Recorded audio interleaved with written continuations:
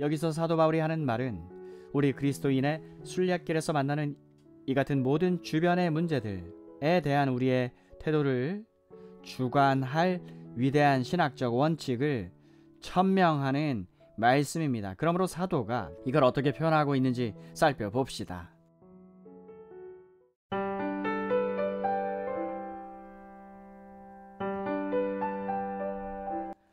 내가 주 예수 안에서 알고 확신하는 것은 무엇이든지 그 자체로 속된 것은 없다. 무엇보다 먼저 사도 바울이 우리에게 자기의 절대적 확신을 인상 깊게 새겨주고자 애를 쓰고 있음이 보여집니다. 내가 알고 라고 말합니다. 이건 매우 강력한 용어입니다. 이 용어는 확실하고 적극적인 지식을 뜻합니다. 그는 내가 이런 의견이다 라는 식으로 말하지 않고 내가 확신한다 고 말하고 있습니다. 하지만 사도는 이 문제를 거기서 끝내는 걸로 만족하지 않습니다. 그는 확인하기를 내가 알고 확신하는 것은 이라고 말합니다. 이건 바울이 즐겨 쓰는 표현들 중 하나입니다. 엄격히 말해서 이렇게 번역되어야 할 말입니다. 나는 안다. 그리고 확신했다. 제가 이 점을 강조하는 것은 바울은 이미 로마서 8장 마지막에 있는 그 능한 확언 속에서 정확하게 동일한 이 동사 형태를 이미 사용한 바 있기 때문입니다. 내가 확신하노니 나는 안다. 그리고 확신했다. 사망이나 생명이나 천사들이나 권세자들이나 다시 문자 그대로 옮긴다면 내가 확신을 가지게 되었다. I have been persuaded. 이 말을 직역하면 설득당했다. 확신했다는 직설적 의미로 이해하는 것이 관리로 되어 있습니다. 그런데 직역하면 설득당했다. 하지만 바울은 어떻게 확신케 되었습니까? 복음의 지식인 여러 요점들로 말미암아 이런 일이 일어난 것입니다. 복음의 지식인 여러 요점들을 생각함으로써 말입니다. 다른 말로 사도는 단순히 하나의 선입견을 표현코자 하는 게 아닙니다. 또 그것은 하나의 직관도 아닙니다. 또 임시적으로 자기가 지니게 된 의견을 제시하고 있는 것도 아닙니다. 할 수 있는 한 절대적인 방식으로 자기 의견을 제시하고 있습니다. 그는 견고한 이유들을 가지고 있습니다. 복음이 제공하고 복음이 산출하는 이유들이 그를 설득했던 것입니다. 그는 많은 설득을 필요로 했습니다. 하지만 여러 복음이 제시하는 논리들을 거부할 수가 없었습니다. 뒤로 미룰 수가 없었습니다. 그것은 완벽하고 분명하고 명료하다고 그는 말합니다. 내가 알고 또 확신하는 것은 이라고 말입니다. 하지만 그보다 더 나아가서 이것은 하나의 합리적 입장입니다. 바울은 여러 이유들을 제시할 수 있습니다. 제가 여러분에게 당시 상기시켜드리고 싶은 것은 사도 바울은 절대로 그냥 서서 나는 여러분에게 이렇게 말할 수 있습니다 하는 식으로만 말하는 사람이 결코 아니라는 점입니다. 그는 한 사람의 사도로서 그런 식으로 말할 권위를 가지고 있었지만 결코 그는 그런 식으로 말하지 않습니다. 그는 항상 여러 이유들을 제시합니다.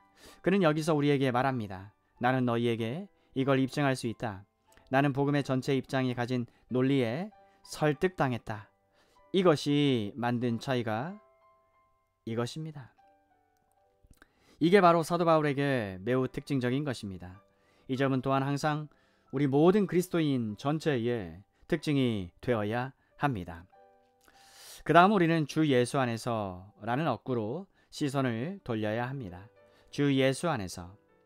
흠정역 성경에서는 by the Lord Jesus 라고 해서 주 예수로 말미암아 라고 번역하고 있습니다. 역자주. 괄호 닫고라는 어구로 주 예수 안에서 라는 어구로 시선을 돌리겠습니다. 내가 주 예수로 말미암아 확신하는 것은, 자, 이 말을 내가 주 예수 안에서 확신하는 것은 이라고 번역해야 한다고 주장하는 사람들이 있습니다. 저도 아마 그 주장이 옳을 것으로 생각됩니다.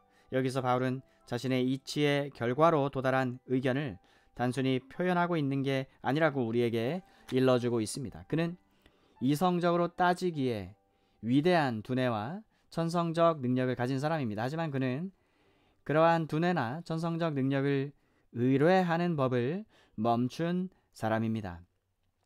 가이사랴에서 신문을 받던 그 유명한 기회에 아그리빠 왕이나 베스토에게 한 사도 바울의 말을 보면 알 수 있습니다. 과거에 그는 스스로 생각했다고 말합니다.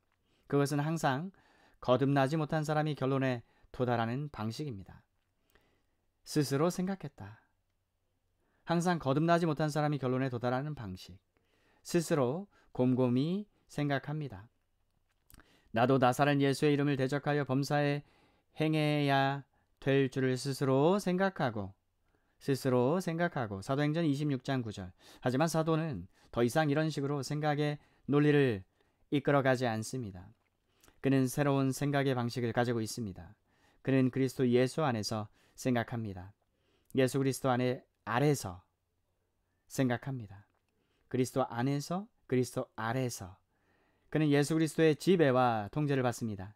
그는 자기 자신의 본성에 따라 생각의 논리를 따라가는 일로 말미암아 나타나는 위험과 오류와 기만성을 알았습니다. 그래서 로마서 14장 14절에서 사도 바울은 외칩니다.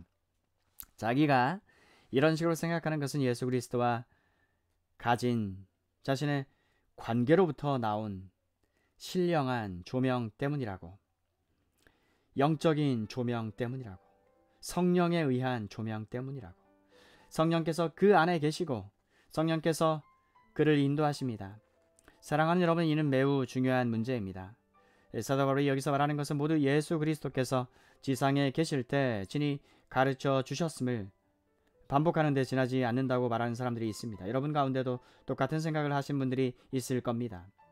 사도 바울이 그렇게 말하고 있는 것은 사실입니다. 하지만 그는 그 문제를 그런 식으로만 놓아두고 싶어 하지는 않습니다. 그가 사용한 표현 자체는 우리로 하여금 그는 그보다 더 나아가고 있다는 결론을 내리지 않으면 안 되도록 만듭니다. 사도는 여기서 그 논점에 관한 계시를 가졌다고 주장합니다. 복음 전체가 그에게 계시되었습니다. 그는 이 점을 우리에게 말하는데 결코 지치지 않을 사람입니다. 그리고 이 억구는 바울이 아주 사용하기를 좋아하는 표현과 병행을 이룹니다. 내가 너희에게 전한 것은 주께 받은 것이니. 고린도전서 11장 23절. 그는 바로 그 일을 하고 있습니다. 자기가 받은 것을 전하고 있습니다. 그는 자기에게 주어진 조명의 결과로 확신하게 된 것입니다. 우리는 이 점을 과소평가해서는 안 됩니다. 우리는 이것을 그 수준 이하로 떨어뜨려서는 안 됩니다. 이건 흥미있는 요점입니다. 왜냐하면 이 요점은 우리를 도와 어쨌든 성경의 권위와 영감의 전체 문제를 부분적으로 이해토록 해주기 때문입니다. 저는 고린도전서 17장에 있는 일종의 병행 대목을 보여드리겠습니다. 10절에서는 사도 바울은 회심하지 않은 남편과 함께 사는 회심한 아내의 입장에 대한 문제 전체를 다룹니다. 또 그 정반대의 경우도 다룹니다. 바울은 그걸 이렇게 나타냅니다. 혼인한 자들에게 내가 명하노니 괄호 명하는 자는 내가 아니요 주시니라 닫고 여자는 남편에게 갈리지 말고. 이 말은 어떤 의미에서 우리 주님께서 가르쳐 주신 것의 반복입니다. 하지만 그때 사도 바울은 여러 사도들의 부류 속에 들어있지 않았습니다. 그는 이 교훈을 다른 사람들로부터 받았을 수도 있습니다. 하지만 그는 보편적으로 자기가 가르치는 것은 사람들로부터 받은 것이 아니라는 사실을 일관성 있게 유지합니다. 갈라디아서 참조. 사도 바울이 다음과 같이 말하는 것은 사도로서 자기 입장의 한 부분입니다. 즉 주님과 함께 있어 주님으로부터 먼저 그 가르침을 받은 다른 사도들과 똑같이 바울 자신도 주님으로부터 직접 가르침 받았다는 것입니다. 그러니 고린도전서 7장 10절에서 바울은 특별한 계시와 직접적인 가르침을 주장하고 있습니다.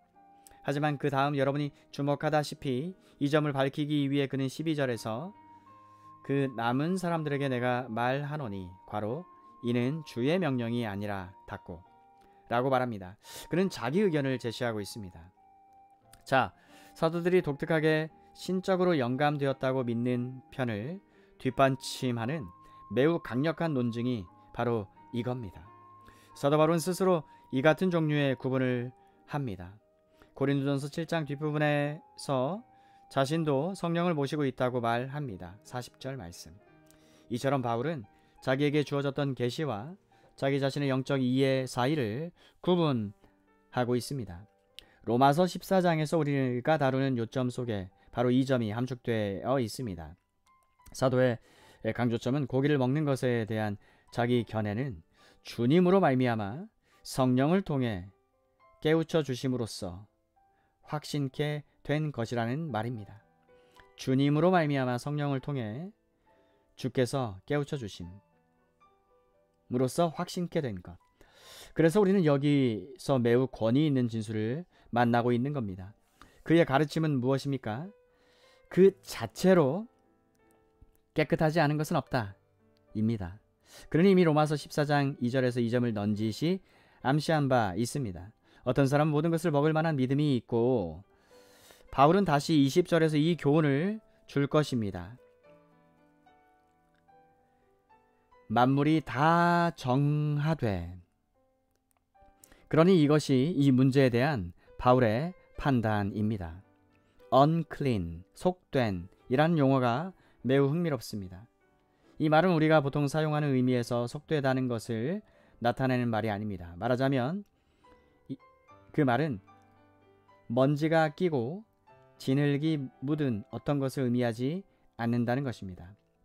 1차적으로 이것은 거룩함을 입지 못한 것이라는 뜻입니다.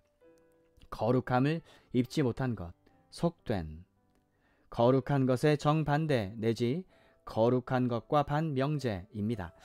여기서 사도 바울은 유대인을 염두에 두고 있습니다. 왜냐하면 모세를 통해서 유대인들에게 주어진 의식법 안에 식물로 사용토록 허락된 짐승의 구분이 있기 때문입니다. 어떤 짐승은 깨끗한 짐승입니다. 어떤 짐승은 깨끗하지 못한 것이라고 했습니다. 그래서 깨끗하지 못한 부정한 짐승들의 손을 대어선 아니 되었습니다.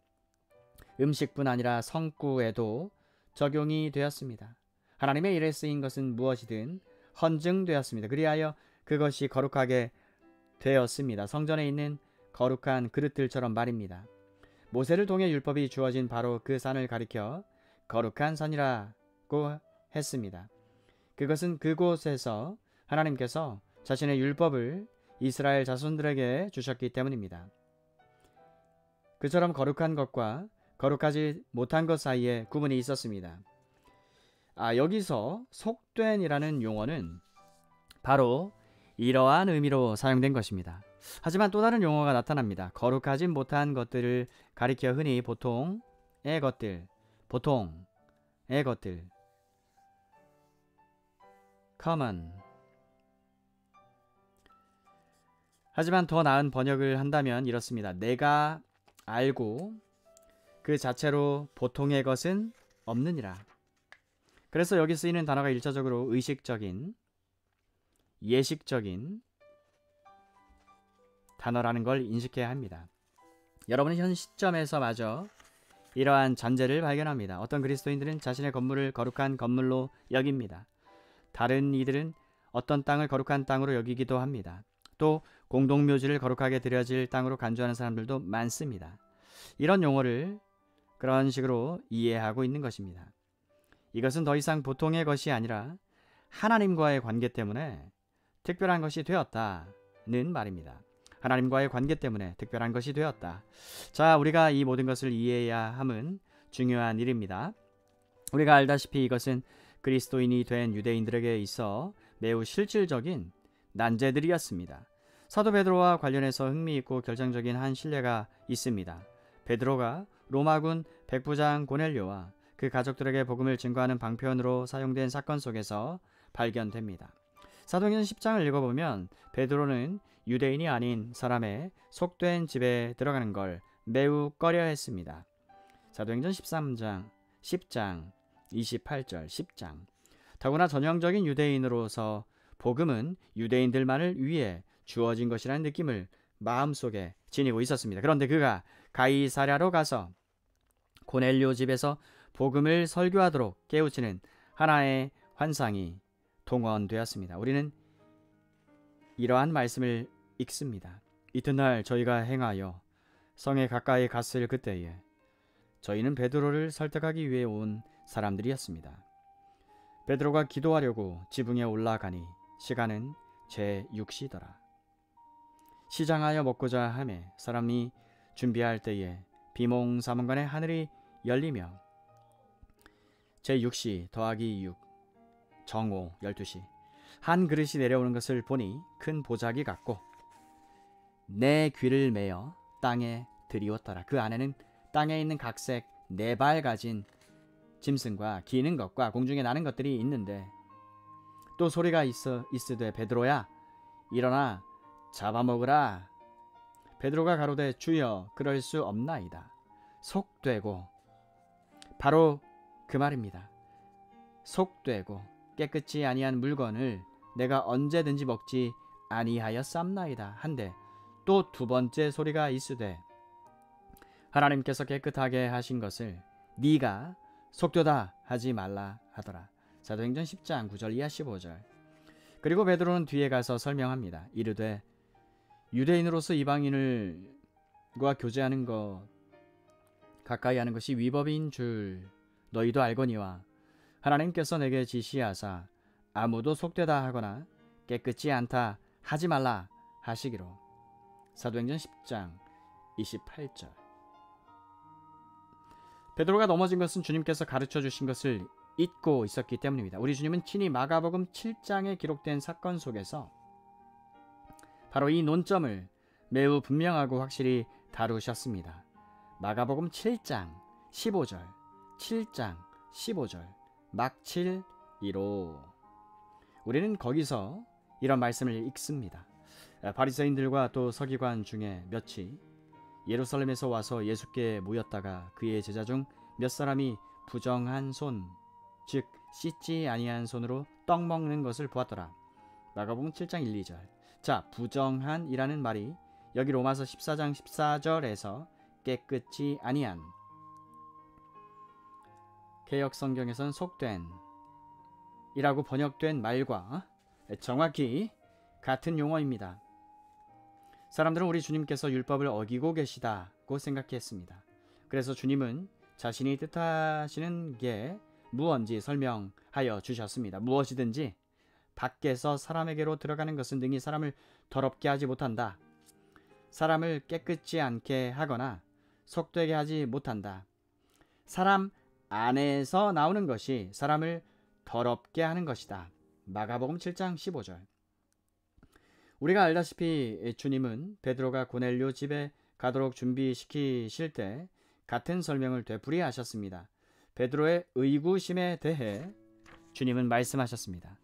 하나님께서 깨끗하게 하신 것을 네가 속되다 하지 말라. 사도행전 10장 15절. 이러한 의식법을 변화시킨 어떤 법이 일어났도다. 그러므로 너는 너희 유대인 차원에서 생각하는 일을 계속해서는 안 된다 라는 말입니다. 사도 바울의 여러 서신의 가르침 속에 이 요점이 더욱 노골적으로 드러나 있습니다. 로마서 14장에서 이 진술을 발견할 수 있습니다. 뿐만 아니라 고린도전서 8장에 이 점이 매우 분명하게 표현되고 있습니다. 나아가 고린도전서 10장에서 다시 나타나는데 특히 26절, 28절에서 그러합니다. 이는 땅과 거기 충만한 것이 주의 것임이라. 누가 너희에게 이것이 재물이라 말하거든 알게 한 자와 그의 양심을 위해 먹지 말라. 그 자체로 깨끗지 못하거나 그 자체로 속된 것이 없다고 말하는 또 다른 방식이 바로 이 말씀입니다. 디모데에게 사도 바울이 편지를 보내며 이렇게 말합니다. 그러나 성령이 밝히 말씀하시기를 후일에 어떤 사람들이 믿음에서 떠나 미혹해 하는 영과 귀신의 가르침을 조추리라 하셨으니 자기 양심이 화인 맞아서 외식함으로 거짓말하는 자들이라. 혼인을 금하고 식물을 폐하라 할 터이나 식물은 하나님이 지으신 바니 믿는 자들과 진리를 아는 자들이 감사함으로 받을 것이라. 하나님의 지으신 모든 것이 선함에 감사함으로 받으면 버릴 게 없나니 하나님의 말씀과 기도로 거룩하여 짐이라. 디모데전서 4장 1절 이하 5절 말씀. 이것과 같은 것을 말하는 또 다른 방식입니다. 이 가르침이 디도에게 보낸 사도 바울 편지 속에서도 자주 반복됩니다. 깨끗한 자들에게는 모든 것이 깨끗하나. 디도서 1장 15절 말씀. 이 가르침은 다음과 같이 요약할 수 있습니다. 무엇보다 먼저 우리는 레위 율법 안에 있는 구분을 그 사물들 자체에 의존하여 정해진 것임을 인식해야 합니다. 다만 하나님께서 그러한 구분을 해야겠다고 하신 것은 자신의 백성을 훈련시키고 다스리시기 위함이었습니다. 다른 말로 돼지고기를 먹지 말도록 한 것은 그 돼지고기에 그릇된 것이 있었기 때문이 아닙니다. 다만 하나님께서 그 돼지고기를 먹지 못하게 해야겠다고 정하셨기 때문입니다. 돼지고기에 그릇된 게 있었기 때문이 아닙니다. 다만 하나님께서 그 돼지고기를 먹지 못하게 해야겠다고 정하셨기 때문. 이것의 중요성을 여러분은 알 수 있겠습니까? 하나님께서는 온 우주의 재판장입니다. 주관자로서 우리에게 어떠한 일은 하지 말라고 명령하실 완벽한 권한을 가지고 계십니다. 에덴 동산에서 이 점을 발견할 수 있습니다. 어째서 아담과 하와는 어느 특정한 나무의 실과는 먹어서는 안 된다는 명령을 받은 것입니까? 그것은 실과 그 자체 속에 있는 어떤 나쁜 것 때문이 아니었습니다. 다른 어떤 나무든지 하나님의 택하심을 받을 수 있었습니다. 다만 하나님께서 그 검증 기간 동안 아담과 하와를 시험하기 위해서 이 명령을 주신 것입니다. 이것은 다스리고 검증하시는 하나님의 방식이었습니다. 할렐루야. 그러므로 다시 말씀드리지만 금지된 것들 그 자체 속에 깨끗지 못한 무언가가 있기 때문에 금지된 게 아님을 분명히 알고 있어야 합니다. 자, 여러 음식들 목록을 살펴보면서 깨끗한 것과 부정한 것 사이에 구분이 있음을 보십시오. 여러분과 저는 오늘날 그 모든 것을 다 먹습니다. 어째서입니까? 우리는 위대한 사도가 여기서 가르친 그 원리에 준해서 행동하고 있기 때문입니다. 그 원리를 따라 행동하고 있기 때문입니다. 둘째로 그리스도인들은 모세를 통해서 이스라엘 자손들에게 하나님께서 주신 의식법에 매여 있지 않습니다. 그 모든 것은 이제 다 종식되었습니다. 셋째로 우리는 어떤 일을 하지 않으려 할 때 그 일 자체가 악하고 그르다는 태도를 보여서는 안 됩니다. 저는 오해받을 소지가 있음에도 불구하고 이 세 번째 이야기를 하겠습니다. 예를 들어 섹스, 성 문제에 대한 겁니다. 성을 악하다고 여기는 그리스도인들이 있었습니다. 또 어떤 이들은 아직도 그렇게 여깁니다. 또 때론 몸 자체를 악한 것으로 간주하는 것처럼 보이는 그리스도인들이 있습니다. 하지만 이것은 그릇됩니다. 인간의 몸이 악한 것이 아닙니다. 하나님께서 그것을 잊게 하셨습니다. 성이란 악한 것이 아닙니다. 그 자체로 그릇된 것은 하나도 없습니다. 하나님께서 지으셨습니다. 만일 몸이나 성을 본래 악한 것으로 기각시켜 버리면 우리 자신이 전적으로 악한 사람이 되고 또 이단적인 범죄를 저지르는 것이 됩니다. 하지만 좀 더 나아가 보겠습니다. 오해가 생겨나는 지점이 바로 이 지점입니다. 만일 그리스도인으로서 우리가 술을 마시지 않는다고 해도 그 술 마시는 것 자체가 나쁘기 때문이라는 식으로 말해서는 안 됩니다. 술 마시는 것 자체가 나쁘기 때문이라는 식으로 말해서는 안 됩니다. 성경은 포도주는 사람의 마음을 기쁘게 한다고 말씀합니다. 시편 104편 15절. 그러니 포도주 자체가 악하다고 말해서는 안 됩니다.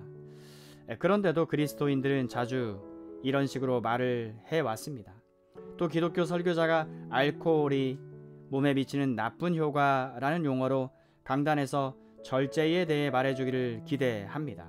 하지만 성경적 가르침에 비추어 보면 이 같은 관점은 매우 그릇된 것입니다. 절제를 가르치는 훌륭한 이유가 있기는 합니다. 하지만 저의 관점은 그게 아닙니다. 담배 피우는 문제도 똑같습니다. 담배는 사람이 산출한 게 아닙니다. 땅의 한 부분입니다.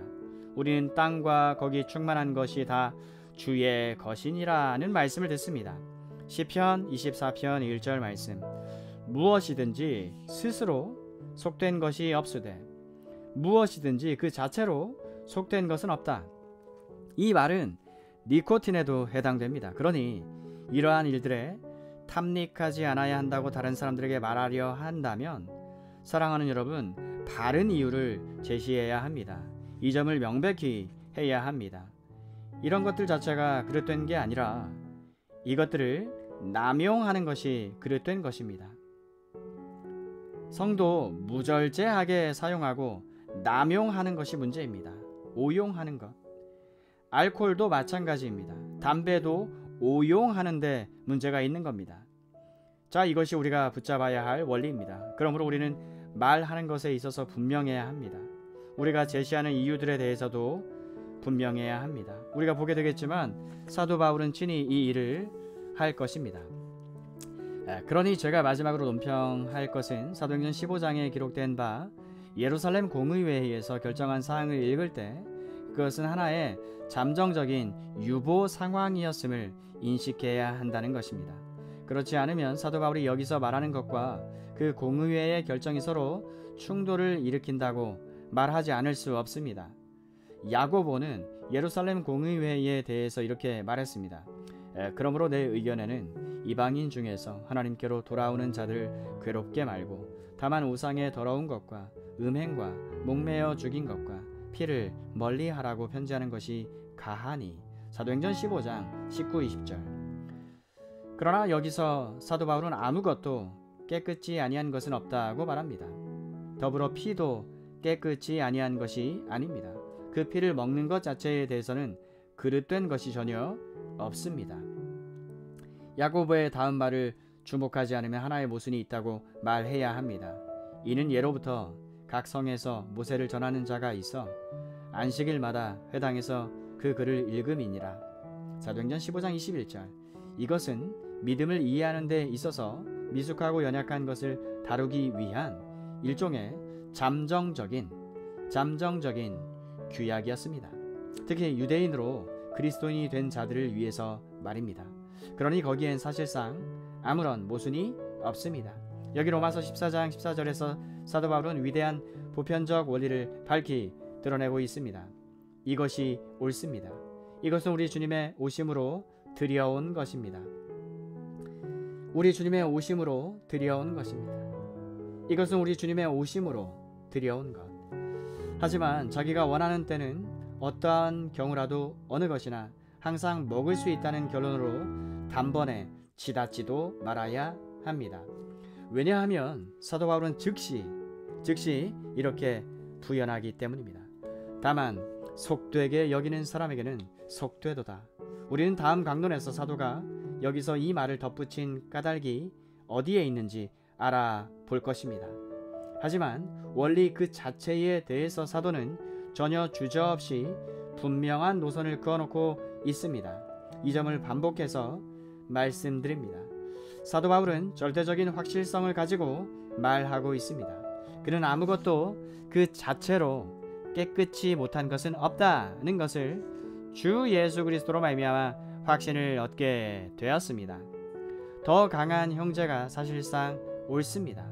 하지만 그가 옳으니 그 지식을 반드시 실천에 옮길 수 있다는 논리가 필연적으로 성립되는 것은 아닙니다.